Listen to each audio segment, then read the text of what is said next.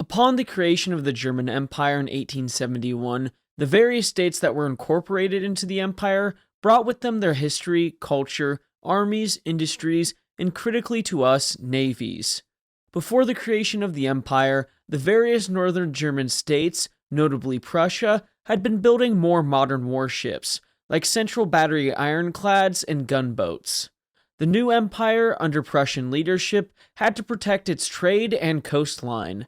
Still, the Prussians had never been known as a seafaring nation. Through the coming years of the late 19th and early 20th centuries, they would go on to become a premier naval power, creating powerful battleships and, important to us, battlecruisers, or more apt for the Kaiserliche Marine, Panzerkreuzer or Großen Kreuzer, depending on the time of development.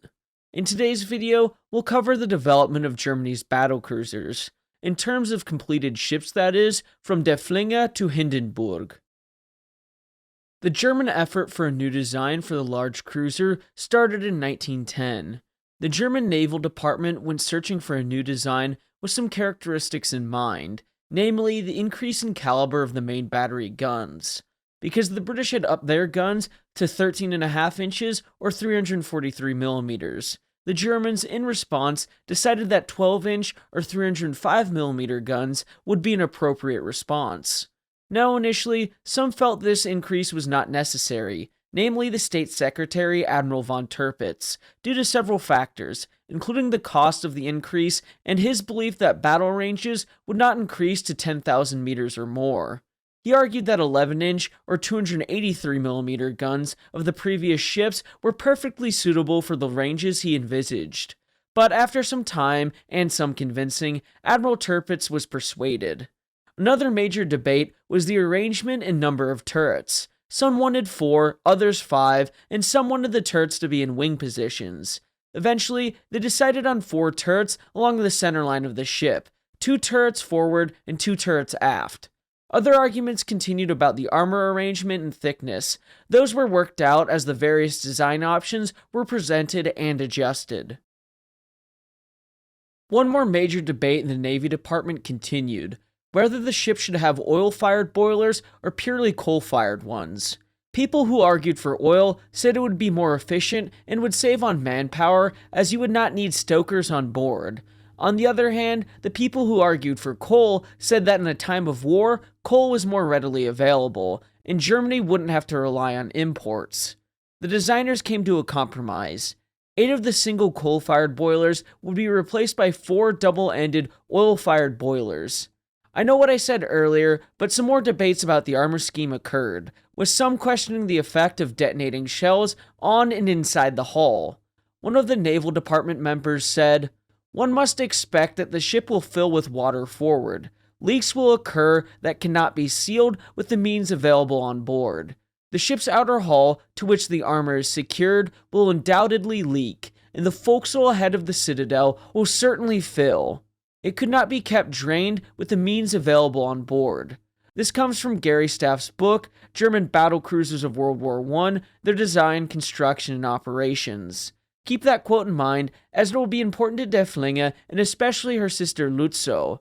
By early September 1911, the design was ready. Derfflinger had a normal displacement of 26,600 tons and a displacement of 31,200 tons full load.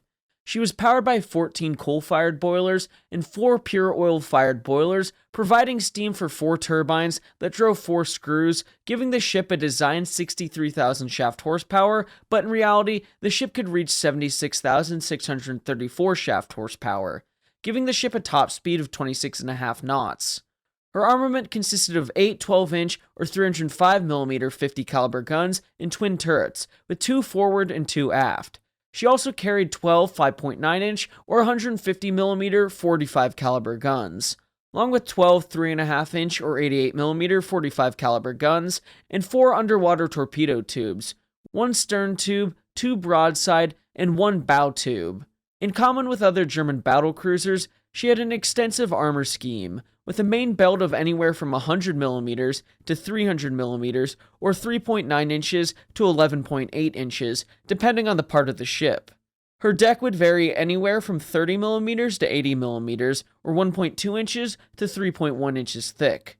Her turrets had a face thickness of 270mm, or 10.6 inches thick. The sides were 225mm, or 8.9 inches thick. The rear was 260mm, or 10.2 inches thick. The sloping roof was 110mm thick, or 4.3 inches. And the horizontal roof was 80mm thick, or 1.2 inches thick. She was laid down in March 1912, launched in June 1913, and commissioned into the fleet on September 1st, 1914. An interesting quote from Gary's staff is as follows: "The final design of Derfflinger was a striking ship, and with it, German shipbuilders reached a pinnacle as far as completed Panzerkreuzers, battlecruisers, were concerned. This class of 3 ships is often regarded as the best all-around capital ship of the period, and aesthetically is amongst the most handsome." The following battlecruiser Lutzow wasn't too different from Derfflinger. Her machinery was almost the same as Derfflinger. The high-pressure turbines were found in the forward turbine rooms and drove the 2 outer shafts. The low-pressure turbines in the aft turbine room drove the inner shafts. Giving steam to the turbines was the boiler plant, consisting of 14 coal-fired boilers and 4 pure oil-fired ones, giving her a design shaft horsepower of 63,000 and a maximum of 80,998, with a top speed on her trials of 26.4 knots. The difference between Lutzow and Derfflinger was that Lutzow had an increased coal capacity of up to 3,700 tons. As for armor, it was exactly the same as Derfflinger, with the main belt of anywhere from 100mm to 300mm, or 3.9 inches to 11.8 inches, depending on the part of the ship. Her deck was anywhere from 30mm to 80mm, or 1.2 inches to 3.1 inches thick. Her turrets had a face thickness of 270mm, or 10.6 inches thick. The sides were 225mm, or 8.9 inches thick, and the rear was 260mm, or 10.2 inches thick. As for armaments, she carried the same 8 30.5cm, or 12-inch 50 caliber guns in twin turrets, 2 forward and 2 aft, while the medium caliber armament of 15cm, or 5.9-inch guns of Lutzow consisted of 14 as compared to the 12 found in Derfflinger. Another change was that Lutzow, as completed, had no 88mm guns as anti-torpedo boat defenses or anti-aircraft guns. In April of 1916, she was equipped with 88mm flat guns. Her underwater torpedo armament was the same layout as Derfflinger, with 1 stern tube, 1 bow tube, and 1 on either side of the ship. Like the other German battlecruisers, the story of the Hindenburg starts a year earlier in 1912 under the name Hertha, where the large cruiser of 1913 was discussed in a meeting on May 31st, 1912.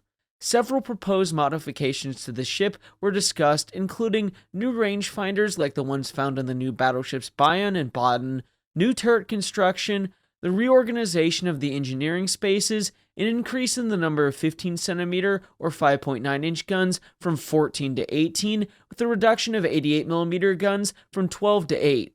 Improvements to the torpedo battery, including the removal of the stern tube and it being replaced by 2 aft ones on a different angle, along with an increase in speed and armor protection.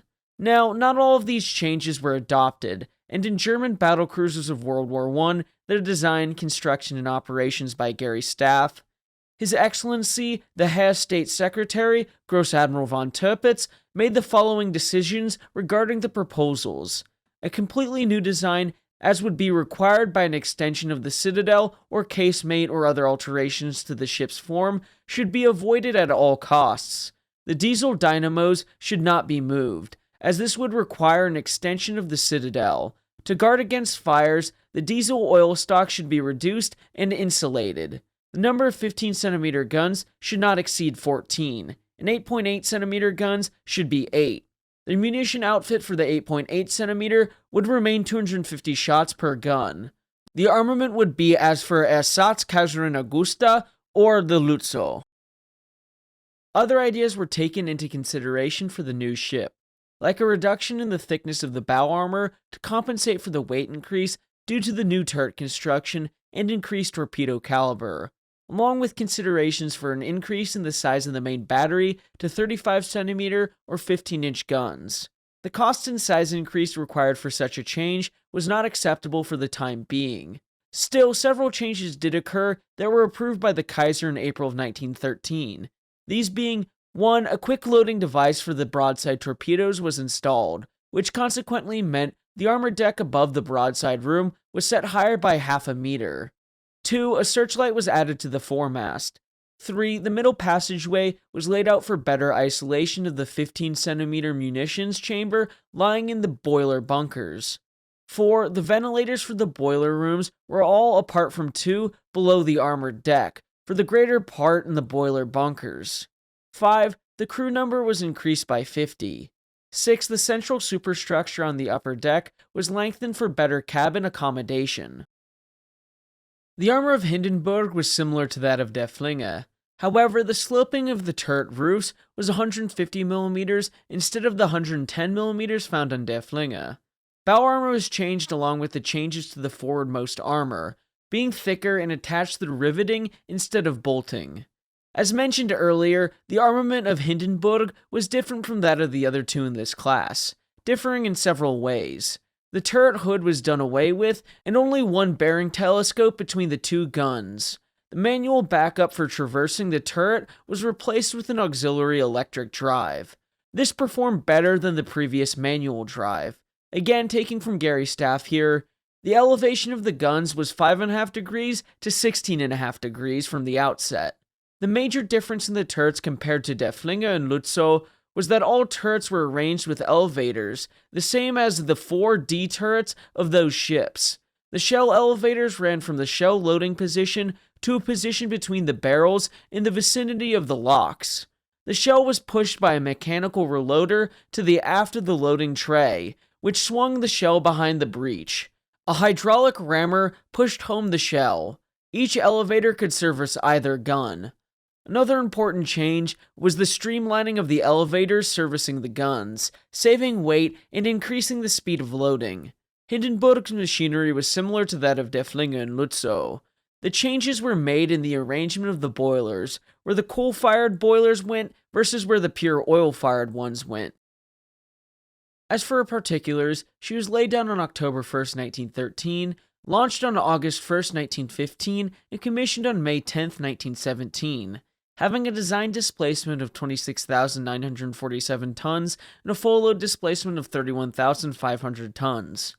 Her machinery consisted of 2 sets of turbines and 4 turbine rooms, with high-pressure turbines driving the outer shafts and the low-pressure set driving the inboard shafts. Steam was provided by 14 coal-fired boilers and 4 pure oil-fired boilers, giving her a design maximum shaft horsepower of 72,000 and an actual maximum of 95,777, for design top speed of 26.6 knots and essentially the same maximum on her trials. Her armament consisted of 8 30.5cm or 12-inch guns and twin turrets, 2 turrets forward and 2 turrets aft. The secondary battery was made up of 14 15cm or 5.9-inch guns and casemates, and the light artillery consisted of 4 88mm flat guns grouped around the forefunnel. Rounding out the armament were 4 torpedo tubes, and an increased number of torpedoes carried. Typically, I would go into the armor scheme of the ship, but it's so similar to the other ships that there's no need to repeat myself. However, I do think it's appropriate to split up the series into 3 parts, so we can dedicate a whole video to the incomplete battlecruisers. Like my videos on all 3 of these ships, I'll leave you with a quote as I think it's an appropriate end. The quote coming from German battlecruisers of World War I, their design, construction, and operations by Gary's staff. The final design of Derfflinger was a striking ship, and with it, German shipbuilders reached a pinnacle as far as completed Panzerkreuzer battlecruisers were concerned. This class of 3 ships is often regarded as the best all-around capital ship of the period and aesthetically is amongst the most handsome. Thank you all for watching. Please remember to like and subscribe as it'll help the channel to grow. And until next time, my friends, have a great day.